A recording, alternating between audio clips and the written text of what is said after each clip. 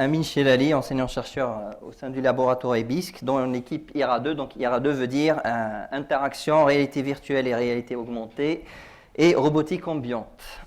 Et donc, je vais vous présenter nos travaux autour de la conception de simulateurs virtuels pour assister à la formation des médecins. Donc, mes recherches sont dans le domaine de l'interaction homme-machine ou plus précisément interaction homme avec un environnement virtuel.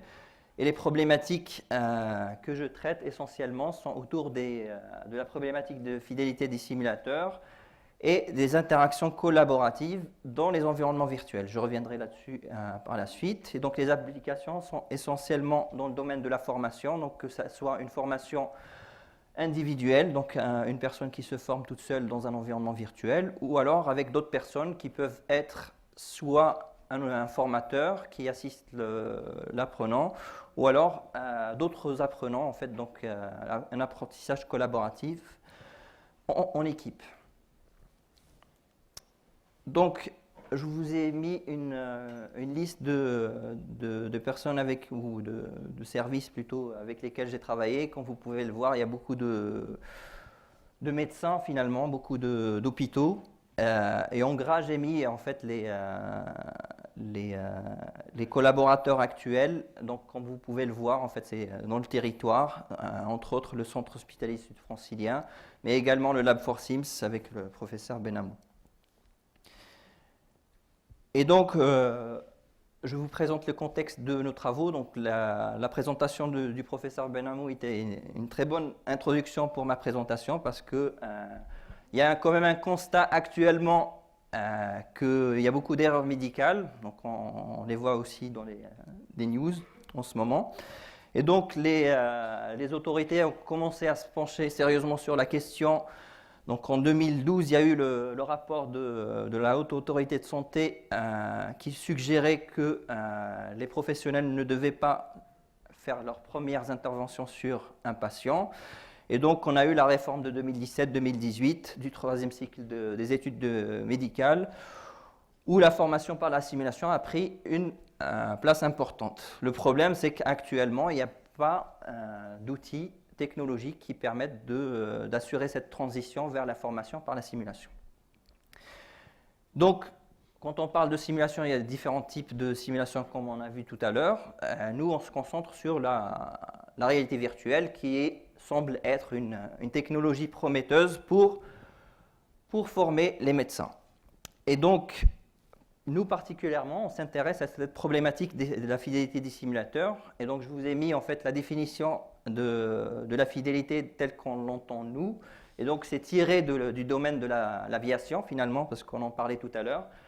Et ça date, comme vous pouvez le voir, de 50 ans. Donc, la fidélité, c'est quoi? C'est le degré objectif d'exactitude avec lequel les expériences du monde réel sont reproduites dans un monde virtuel ou dans un simulateur. Et donc, le constat actuel, c'est qu'on ne sait pas finalement cette fidélité, quel est son impact sur la formation. Donc, on parle beaucoup de haute fidélité, mais différentes études récentes ont montré que la haute fidélité ne rimait pas toujours avec un meilleur apprentissage. Et que parfois, en fait, une basse fidélité pourrait suffire, voire même être meilleure. Donc, on parle notamment de la comparaison entre les simulateurs procéduraux qui reproduisent toute une opération, par exemple chirurgicale, versus les simulateurs centrés sur une tâche particulière ou sur une micro-tâche, ce qu'on appelle en anglais les task trainers. Et donc, vous avez sur les images, en fait, la transition entre un simulateur réel, un simulateur complet, où on a le patient en entier, etc., jusqu'à un simulateur où on se concentre sur une tâche. Par exemple, ici, c'est la tâche d'insertion d'aiguille. Et donc, on ne retrouve plus le patient, mais un bout de tissu, en fait, finalement, qui simule l'endroit qu'on veut piquer. Et donc, les objectifs de nos recherches, en fait, c'est de concevoir des simulateurs qui soient mieux adaptés aux besoins en termes de fidélité. Et donc, moi, particulièrement, je m'intéresse à la formation des gestes techniques. D'accord ? Et donc la question qu'on se pose, c'est est-ce que les simulateurs basse fidélité pourraient suffire, voire même être meilleurs pour apprendre ces gestes techniques-là? Et donc, on attaque cette problématique avec deux verrous scientifiques finalement. C'est d'abord identifier les objectifs pédagogiques des simulateurs qu'on doit concevoir. Donc avant de concevoir le système, on doit savoir à quoi il va servir, quelles compétences il doit nous apprendre finalement. Et puis la deuxième chose, c'est cette problématique de fidélité. Et donc on essaie de définir un cadre théorique finalement pour contrôler cette fidélité. Et donc je vous présente en fait l'état actuel des choses en termes de ce cadre théorique. En fait, on a décomposé la fidélité finalement en 3 composants. Il y a ce qu'on appelle la fidélité de l'environnement. Donc la fidélité de l'environnement renvoie à tout ce qui est photoréalisme, le réalisme des formes, la loi de la physique qui sont reproduits dans le simulateur. On a la fidélité du scénario qui décrit en fait une situation vécue et qui la reproduit d'une manière fidèle. Et puis on a la fidélité des interactions, et c'est cette thématique-là sur laquelle je travaille essentiellement, c'est comment je peux faire des actions d'une manière naturelle et comment l'environnement va me renvoyer en fait des sensations réalistes quand je touche par exemple des objets.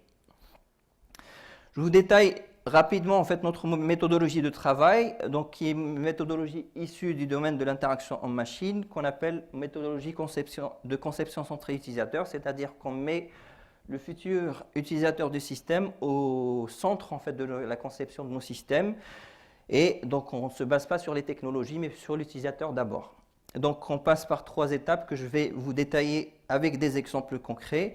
La première, c'est l'étude des pratiques existantes. Donc, avant de concevoir un système de simulation, on doit comprendre d'abord de quoi il s'agit. Donc, pour quelles compétences on doit le concevoir et comment, en fait, les chirurgiens, finalement, travaillent dans la vie réelle. Et donc, en fait, on est immergé dans les blocs opératoires en train d'observer leurs pratiques. Donc, on a développé différentes techniques et technologies pour observer dans les blocs opératoires d'une manière très peu invasive, c'est-à-dire qu'on essaye d'être le plus transparent possible quand on est dans le bloc opératoire pour que les gens qui travaillent ne soient pas perturbés.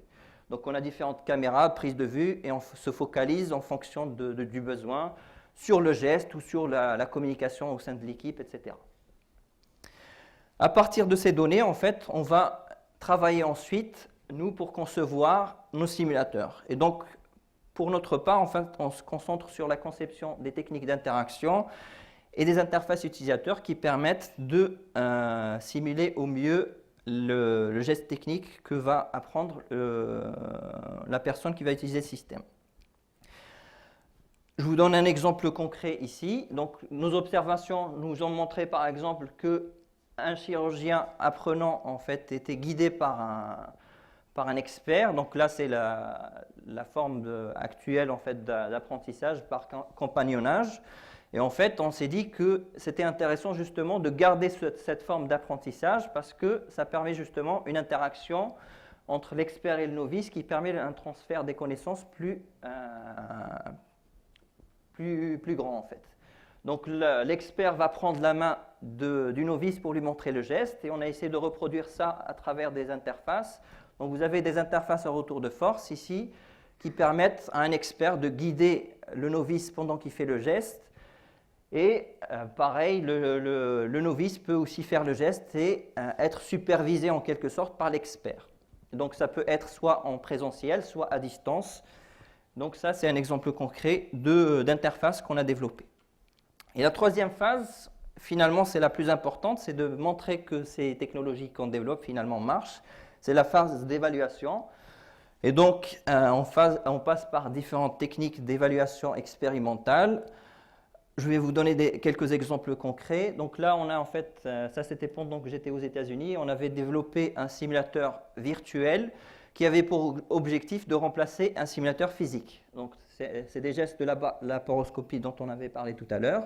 Et donc, vous me diriez pourquoi remplacer un système existant? En fait, l'avantage du virtuel, c'est que ça permet de mesurer les performances d'une manière automatique, alors que pour le physique, en fait, on devait avoir des personnes qui mesuraient manuellement la performance. Et puis le virtuel permet également de limiter le nombre, les matériaux jetables utilisés qui sont utilisés dans le simulateur physique. Donc c'est censé réduire aussi les coûts de la formation. Donc on a développé un premier prototype de notre système et puis on a fait une évaluation expérimentale, une première évaluation expérimentale qui nous a montré qu'en fait on était très loin de la performance du simulateur physique. Et donc on a essayé de comprendre pourquoi ça ne marchait pas. Donc on a fait plusieurs études derrière pour essayer de comprendre pourquoi ça ne marchait pas. Donc une première étude, en fait, on a fait passer des questionnaires avec plusieurs personnes ou des experts qui ont testé le système et qui ont pointé en fait les problématiques finalement de notre système. Et donc on a identifié finalement la problématique autour du réalisme des outils chirurgicaux, des instruments utilisés. Et donc, pour aller plus loin, on a fait venir des experts avec lesquels on a travaillé pendant plusieurs séances de travail.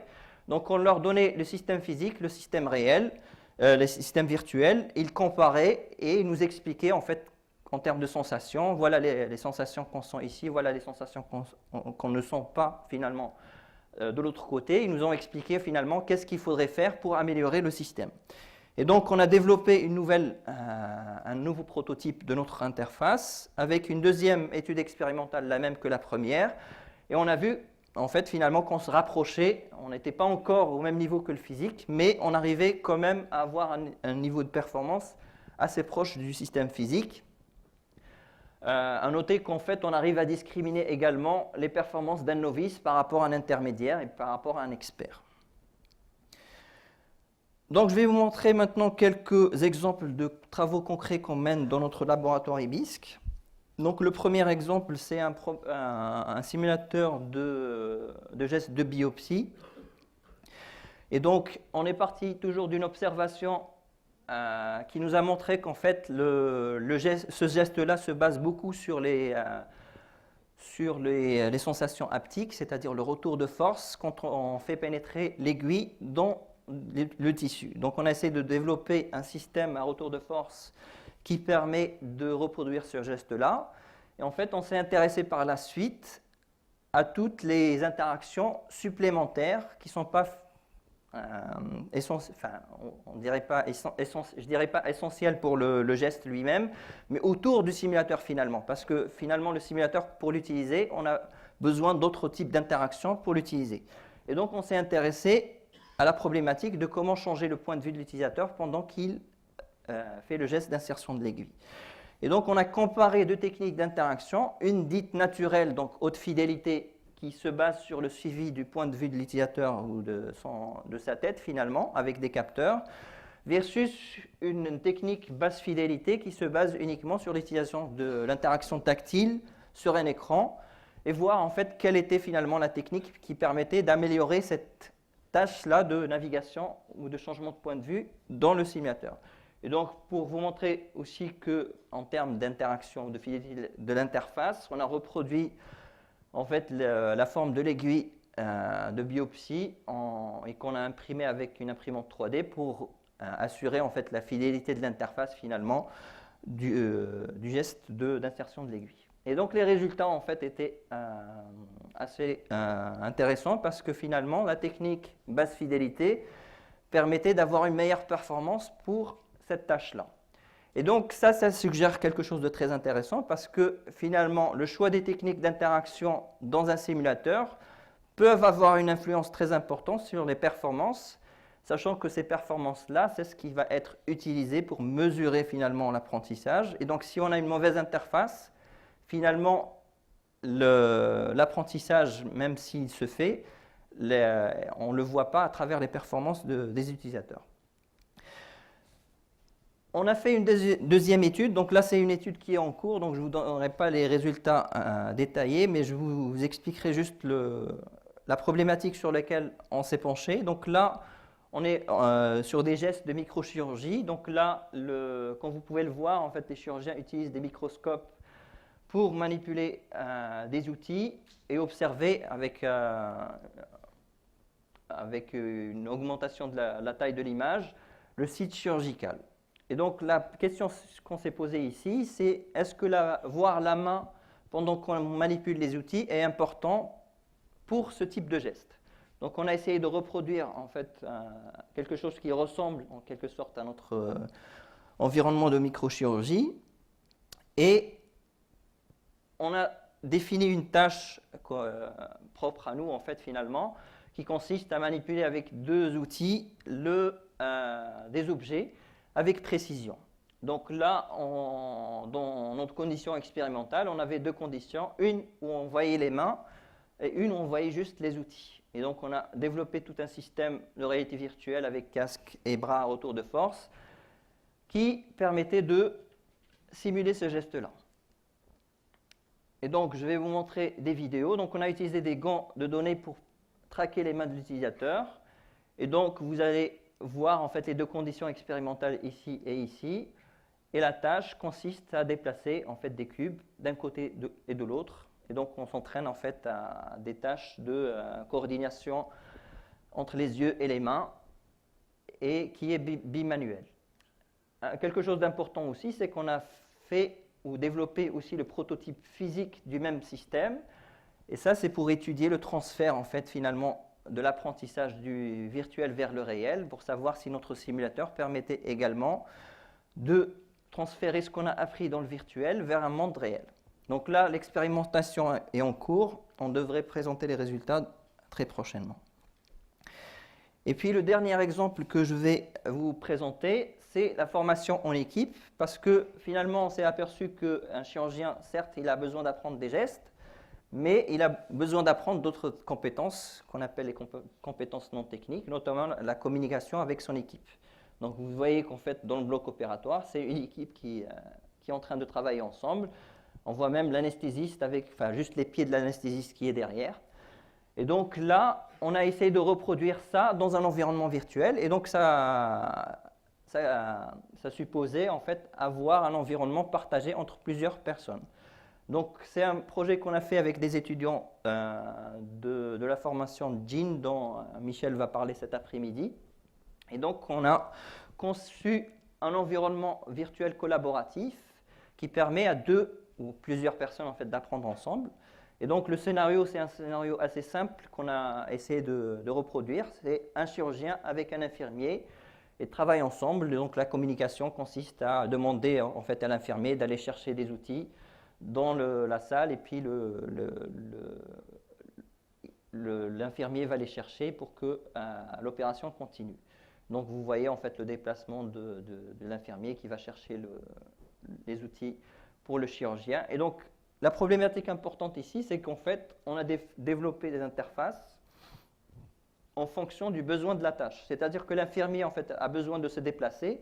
Donc on a utilisé un cube immersif plutôt qu'un casque, ce qui lui permet de se déplacer plus facilement, alors que le chirurgien, lui, en fait, avait un casque et un bras à retour de force parce qu'il est assis en train de faire son geste. D'accord ? Donc, à partir de ce premier prototype, on a identifié une autre problématique, c'était comment représenter les utilisateurs distants dans l'environnement virtuel. Parce que vous avez vu jusque-là, en fait, on avait un avatar qui se déplaçait, qui était inanimé, qui se déplaçait d'une manière pas très naturelle. Et finalement, quand on communique en fait dans un bloc opératoire, on a besoin aussi de toute cette communication non verbale. Quand on fait des gestes, on désigne des objets, etc., qui est très importante, et ce qu'on ne peut pas retrouver avec les avatars qu'on a vus tout à l'heure. Et donc, on s'est penché sur cette question-là. Donc, vous avez la représentation aussi de situations réelles où on a besoin d'utiliser ces gestes-là pour expliquer.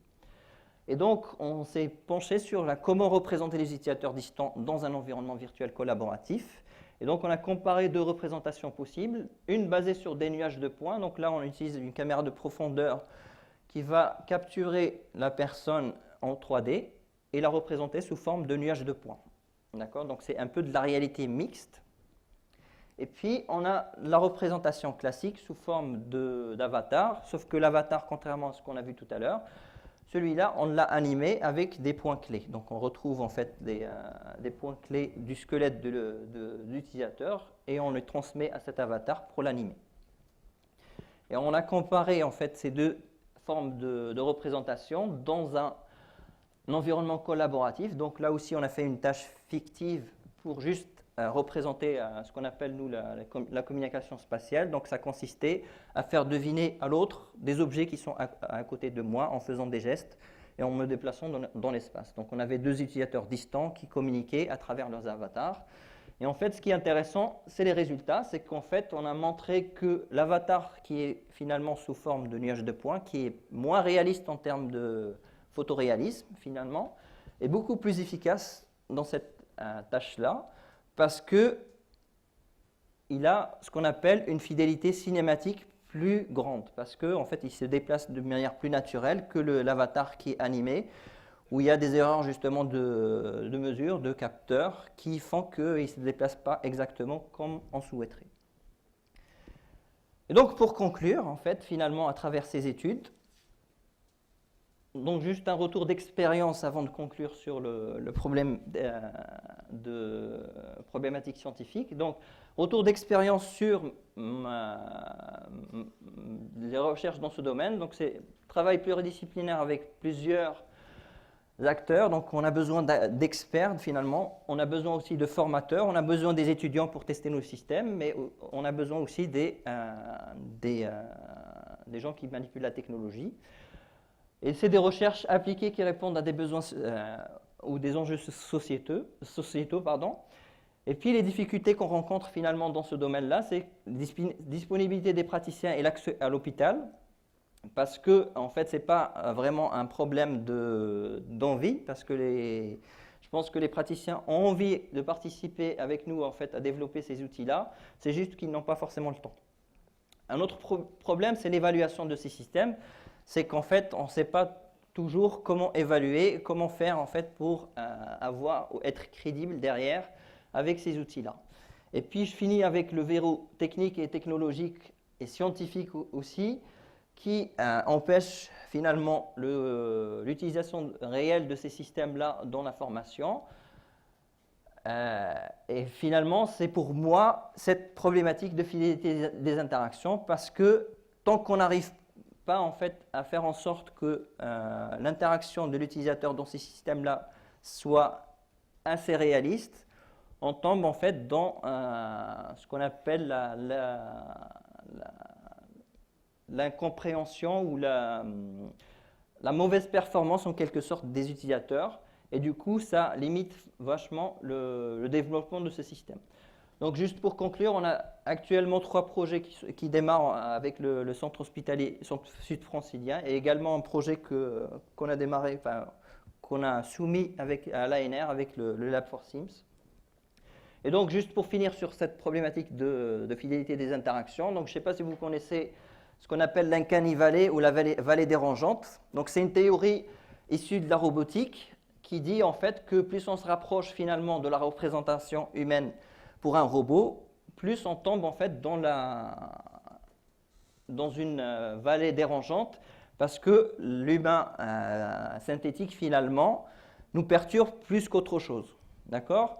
Et finalement, on est pratiquement dans la même constatation dans les simulateurs virtuels, c'est-à-dire qu'on essaye de copier la réalité sauf qu'on n'y est pas encore, et puisqu'on n'y est pas encore, on est dans cette vallée dérangeante où ça ne marche pas. Et donc, je pense que ce qu'il faudrait arriver à faire, c'est de faire le gap entre cet endroit-là et cet endroit-là pour justement arriver à avoir des simulateurs beaucoup plus crédibles. Et je termine en fait avec une citation d'un chercheur en ergonomie qui dit que si la technologie ne marche pas pour les personnes, c'est qu'elle ne marche tout simplement pas. Et donc vous avez une vidéo juste d'un simulateur de laparoscopie qu'on a développé, qui est visuellement très bien, mais en fait on avait les problèmes justement de manipulation des outils qui étaient beaucoup plus complexes.